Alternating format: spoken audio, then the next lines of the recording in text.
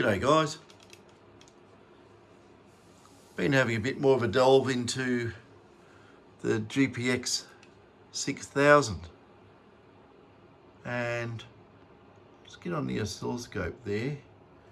I've got this 6000 hooked up on the bench. I'll turn him on.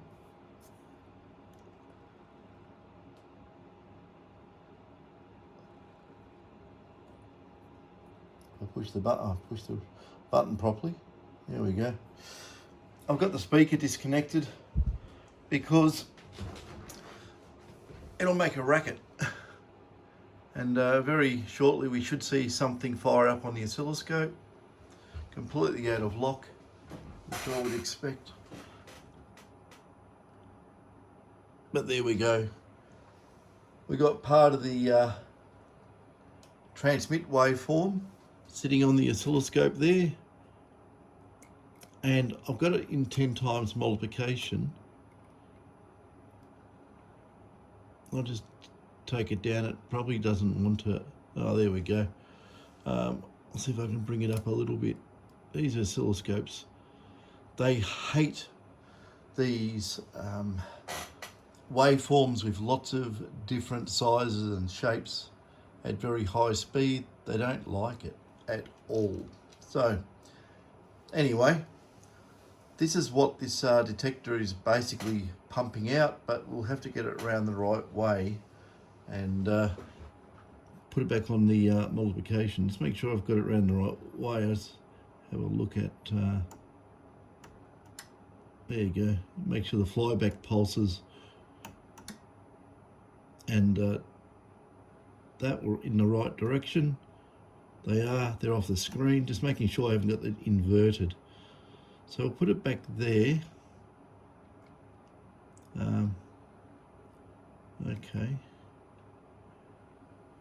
I'm going to go one. Yeah, there we go. Go a couple more. Anyway, that's the transmit waveform at 10 times magnification on the time base. So let's have a look and see what we've got. I might have to take it all the way back here to the start. So 0 volts is here, and if you have a look here, this is a transmit segment there. I might just put it up one. I'll actually put it down one more, else I won't be able to measure it. There it is, fitted on the screen.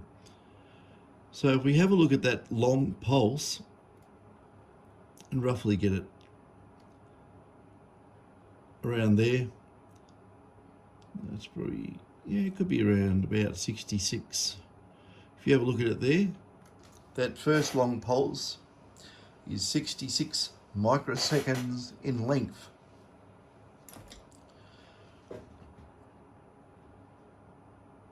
We'll go for the next one, and there's our next. We've got a series of pulses here, and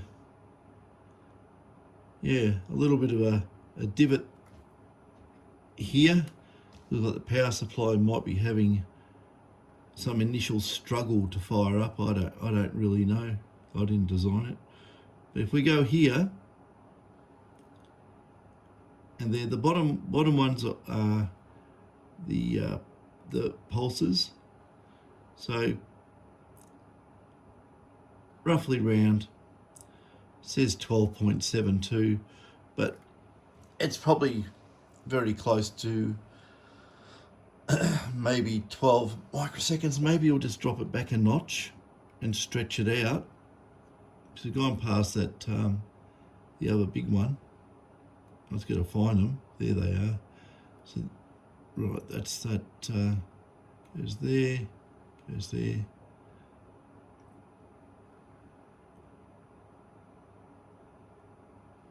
Let's get this thing lined up. Okay. Sometimes it just goes right out of whack on these complex waves. Well, it's not that complex, but it is. There's that big long one, which won't fit in the screen anymore, but these ones will. So there's that funny looking startup wobble. And I'll take it out to where the flyback is, round about there. There we go.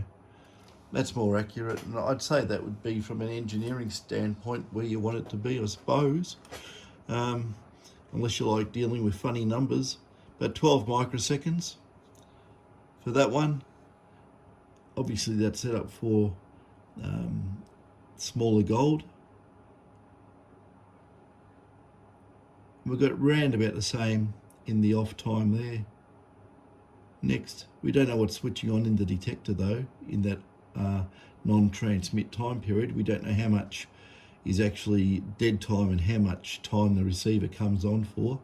But we can measure that if we want to, but it gets curly and we've got to get into the board, and you don't want to slip and make a mistake, as you're going to have egg on your face with a bit of a repair bill. Yeah, that one there looks a little bit shorter, is it? Or is it just my imagination? Let's get on there. That one's a little bit longer. And this one's a little bit shorter.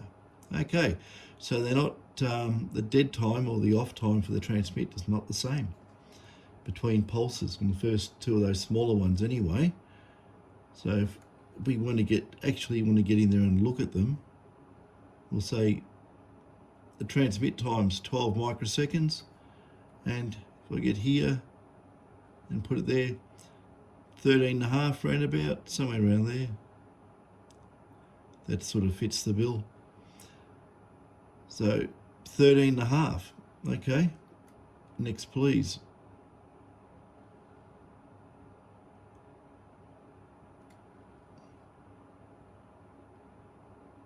$12. Can't tell exactly where it goes, but 12 there. I should put it, you could put on an accurate frequency counter and measure the frequency. It'll tell you, you can then convert into microseconds if you really want to. You can look at the frequency, but because it's a waveform that's not consistent, you can't really say frequency, because the long pulses at a lower frequency than the shorter ones. So people always ask me about pulse induction. What frequency does it run at? Well, what part of the waveform are you talking about? What part of the repetition? Because it's all over the place. Look at this one here. This one's down to 10.7 odd. Okay, there's method in the madness here. We'll go on here. They're not just repeating, they're different. There, that transmit one, it is a bit bigger than 12.5 for that transmit pulse. This could be, I'm only speculating here, this could be a way of knocking out holes in the detection of some targets, or it could be a way of ground balancing, a little bit of offset to those pulses for ground balance, or target ID, but these things don't ID the target. So, okay. What do we got here on the next one? This is the off time, and it's come in, and 10.63. Next, please. Transmit pulse here.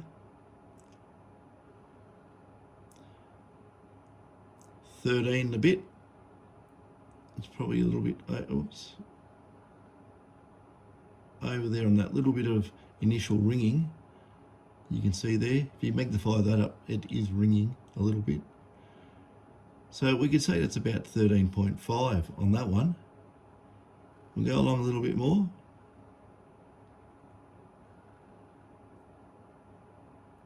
This is the off. There we go. Around 8 microseconds on that one. See how they're getting smaller. Interesting. Well, we have this, get on there.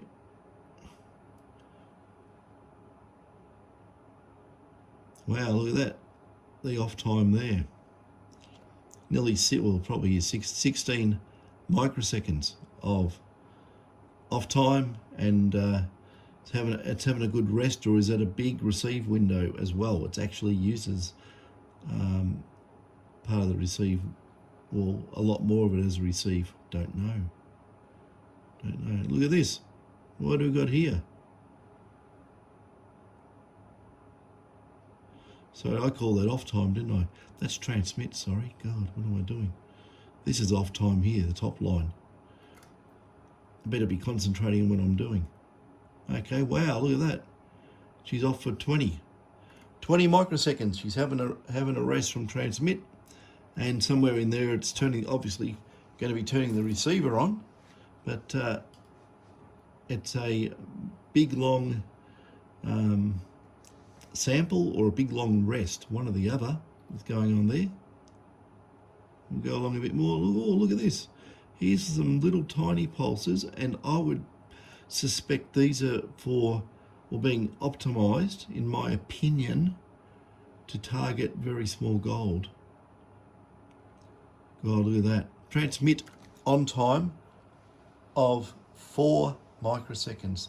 That is really small. That's a very small pulse. When you're considering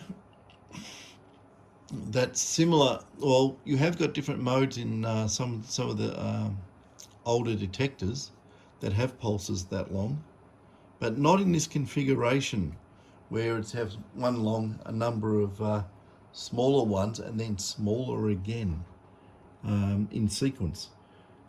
I know Enhance on the GPX 5000s has a pulse. It's about, I think there's one in there, so it could be about 6 microseconds long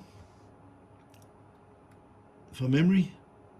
That one there, 4, very, very small. And after that, it has a dead time, non-transmit time for the receiver to come on, with ground to decay and whatever else is happening. 20 after that small pulse. That is really interesting. That's a big, long rest period before the next transmit pulse. So let's see what we've got coming up again. And another one, another small one.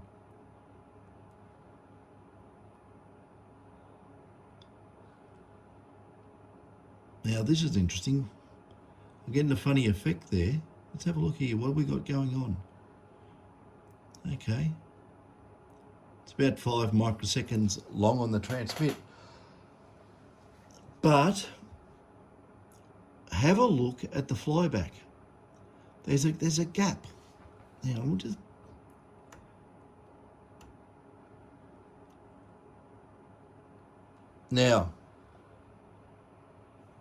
what's going on there? That's very, very novel. I haven't seen that before, actually. I haven't noticed it. I haven't been zoomed in enough to ever see it. So try and work out what's going on there. In the timing cycle, what is it doing? It's like the flyback is extended. This is rather interesting. What is going on here? You got your pulse. I can see it. Bang goes the flyback. And then you've got this extended part of the waveform. Is it holding the voltage? I have absolutely no idea. This needs to be investigated. Yeah, it's got me thinking. Whatever that is, it's held at around about 5 microseconds as well. Is this part of a secret sauce going on here, is it? I have absolutely no idea. Maybe the designer can leave a comment. I don't think that's going to happen, but that needs to be investigated, because it's to do with the flyback.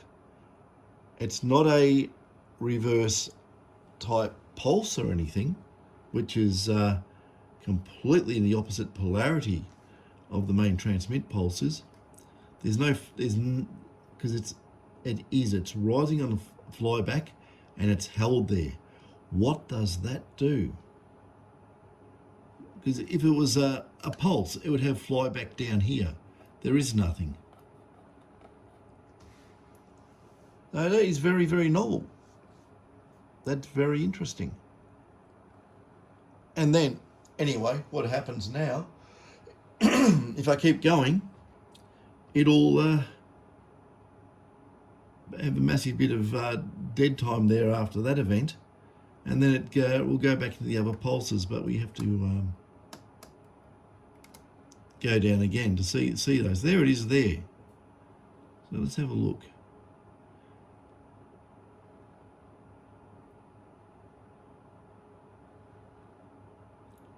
Okay, that's a big long pulse right there. You can see that one on the just on where the cursors are, the vertical cursors. There, dead time. Oh, there's actually two of them. There's two big long pulses. Okay. So two big long pulses, obviously, energized big gold deep. Then these smaller ones, which are odd sizes, odd dead times.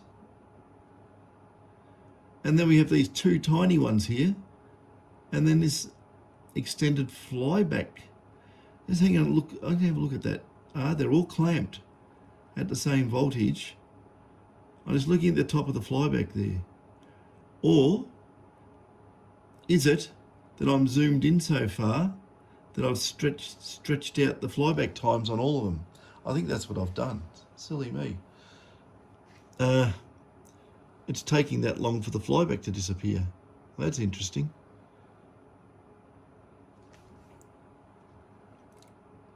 That makes a bit more sense because they're all the same. It's only the flyback's the same even after that tiny pulse, wherever it was. Down. I'm off the reservation now, but yeah, if you have a look here, just doing this. If you have a look, that's the same as that. That's interesting, isn't it? It's more or less exactly a replica, and these ones, the same again. That's extremely long flyback duration there. That's interesting. Got me thinking more investigation is needed, I think. Now, every other detector I've looked at, the flyback's very, very short and sharp. So there's some sort of, I don't know, is it some clamped energy recovery event or something going on? I don't know. When you magnify up things, well, see, I've got on mag, so what would happen is I'd just have it normally, not that bad, but wrong way. And I'll just better put that back in the middle. If you have a look at that, normally you just think, oh yeah, you see the flyback voltage spikes there going up, and you just think they're a very, very quick, fast event. But unless you magnify it in, then you realise they're not that fast at all. Yeah, I should have actually picked up, because if I'm looking at these, I'm trying to find something to, here, pen. If I'm looking at these little ones here, well, the flyback event there is exactly the same as these longer ones. So normally with with these flyback with a very small transmit pulse, you don't have the exact same amount of energy in the flyback spike as what you would by energizing the coil more, unless you're got a very, very small coil inductance and you're saturating it with the big ones. I don't know. Needs a bit of looking at, but yeah, I never ever had to go and look at the transmit waveform and magnify in on it. So in that case, let's have a look. I'll put it back into 10. And I'll see if I can find where that jitter is. See, that's a big long pulse here. You can see the start of it there. Oh, on 50 millivolts, that might be a bit hard. But I'm trying to capture the flyback spikes as well. So let's go in and have a look. You got some power supply startup jitter in there. You can see that. It sort of has a little bit, and then transmits. You can see the little curvature there as the coil sucking current.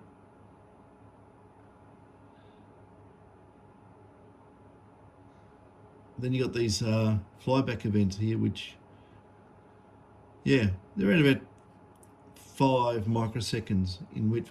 But like I say, if I just took it out of mag, right, you wouldn't even see them. You wouldn't even know that they're that stretched out. But yeah, it's interesting. The more inductance in your coil, the greater they're going to be. Yeah.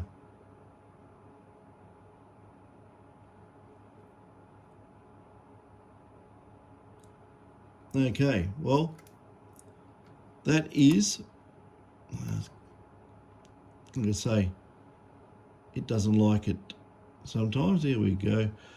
That's your waveforms.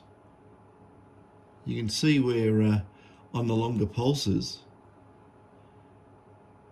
I don't know if you can see it, maybe you can see it here, that as she transmits on, the pulse starts going up. That is, yeah, not driving the coil very in a steady current state. It's sort of got a little bit of an uprise there. So that's standard for most of these detectors. I think the 7000 doesn't do that. It keeps the transmit hard, really hard on, so there's no voltage sag or anything, in my opinion. So I will say that. But yeah, there you go. That's yeah, 6000. Yeah, this one's undo that.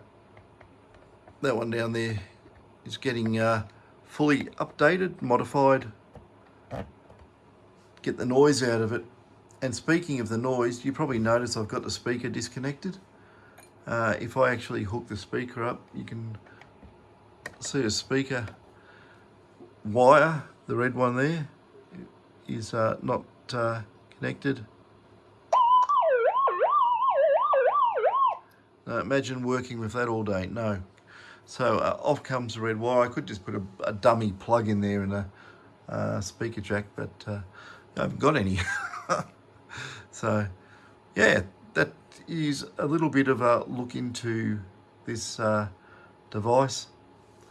And yeah, still more to go on it anyway. I've been doing a few of these, getting them done and back to their happy customers. So yeah. Now I've got a project I'm going to do, which I think might be of interest. Now you're probably going to laugh at this, because I think I told David and he laughed at this. I'm going to see if I can make an old detector.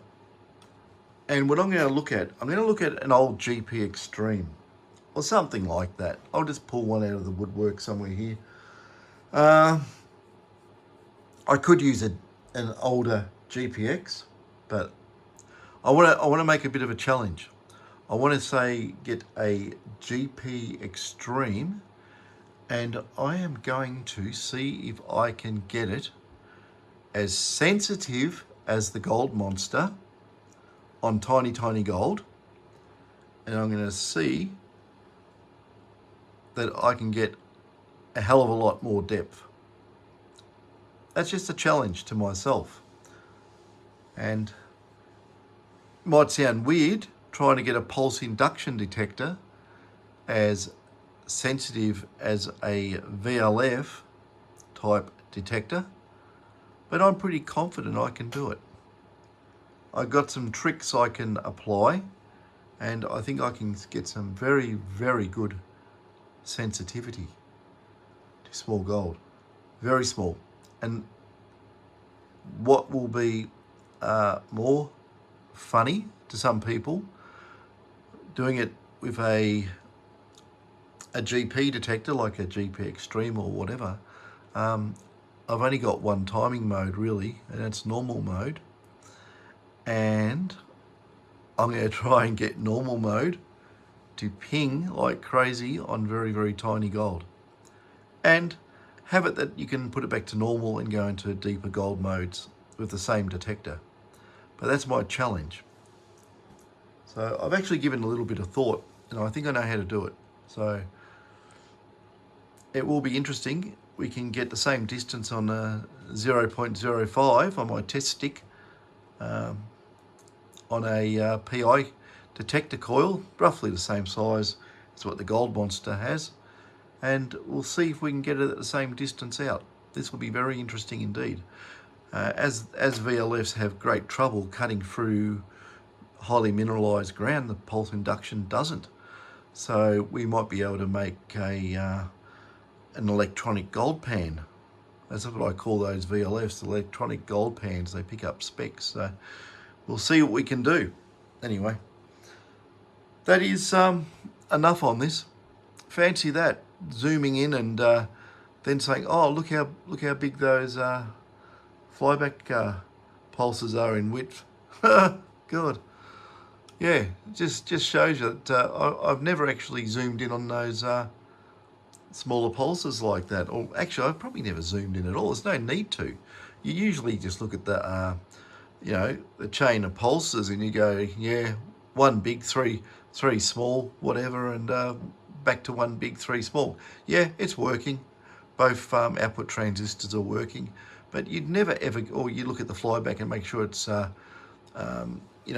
going up nice and high to its 180 volt level. You just see that on the screen. It's suppressed anyway, but if you're energy recovery, or you want to call it it's part of the energy recovery, but the limiting MOSFET, if you don't see those lines and high voltage points, that's gone short circuit, so you replace that. And and also the detector will be sitting there making a whole heap of horrible noises. But that's interesting. That's the first time I've ever done a 10 times mag view or magnification view on the transmit waveform. So I just thought, because of the structure of the 6000 with very, very short, sharp pulses in it, I thought, well, the best way to see that and get it all in the window with a big spread was use the magnification function and just use the horizontal vernier across the screen to see them all. But obviously, the very, very short, sharp pulses are probably much the same as the flyback. Yeah, it just shows you the amount of time that it takes for that flyback to come back down after the coil's been energized. There are ways of speeding that up as well, but that is proprietary, will not be mentioned where any commercial interests can hear. So we keep that sort of stuff under our hat, but can be done. Definitely can be done. It's a multitude of ways of doing it too, by the way. So all good fun. Anyway, it's enough waffle. I think that might have been, I was joking before in the other video, I said doing the office chairs was more interesting than doing detectors. But I think doing detectors is more interesting than office chairs or repairing the gas lift cylinders. So I don't know if that was interesting or not. There's a lot more interesting stuff you can look at. Actually, where the interesting stuff is you want to have a look at the waveforms in that module there, clipping onto the control pins and output pins. Very interesting. When you alter settings, it actually cranks back the gain in that module. So it's not done elsewhere. It's all inside that module, which makes that module rather complex for what it is. And you could replace it with something standalone and make your own one up, but all this functionality is already built into it. Yeah, I have in the past made preamps on the input stage. It's extremely fussy to make them go. It really is, and the detectors don't really like it. So, it's not a good idea. It wants to look at a particular impedance, and you haven't got things right. It ain't going to work very good. So I did that. Tried all sorts of things, but it's difficult to do. You would actually have to make a very, very low noise preamplifier. And this is actually, I didn't do it on this detector. I did this on the 7 actually. Make a very, very low noise preamplifier, and I mean like multiple devices in parallel. And then you'd probably have to shunt it into a whole heap of resistive dividers to get the level, something acceptable to what the detector will look at, and the impedance correct. Because if you do it wrong, it doesn't work. Anyway, that's enough of that waffle on this stuff. I'll poke this up and yeah, make comments. Comment on all my stuff. I don't care. Share it. Mix it into your own videos. I don't care less. Do that. You have my permission. Yeah. Go crazy. Yeah, anyway, that's that. Catches.